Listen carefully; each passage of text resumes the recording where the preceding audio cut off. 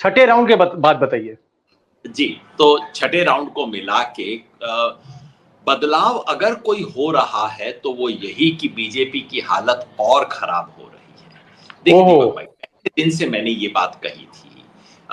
ये मैंने कोई अक्टूबर नवंबर में कही थी कि बीजेपी को 272 से नीचे उतारा जा सकता है, ये कोई बहुत कठिन काम नहीं है।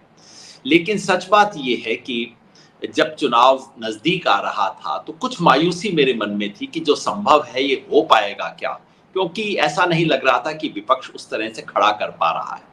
लेकिन जैसे जैसे चुनाव बढ़ा मुझे लगा कि ये तो शायद संभव हो जाए। नजदीक एक दो राउंड हो गए, फिर मुझे लगा ये तो हो रहा है।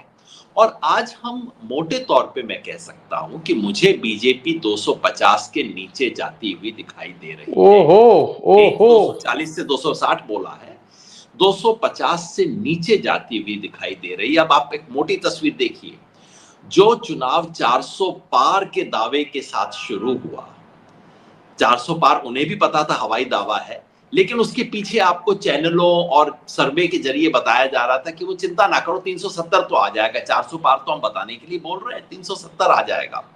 फिर उसके बाद आपको बताया गया कि नहीं नहीं 370 तो जरा वैसी बात है, लेकिन पिछली बार जो 350 आए थे वैसा तो हम ले ही लेंगे सबके साथ मिला के।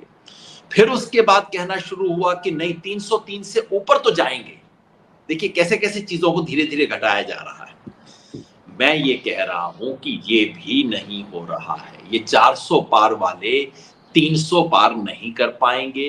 272 जो कि बहुमत के लिए जो आंकड़ा रिक्वायर्ड है वो ये पार नहीं कर सकते हैं। तो इतना तो मेरे मन में बिल्कुल स्पष्टता है कि भारतीय जी। जनता पार्टी अपने दम पर बहुमत नहीं ले सकती।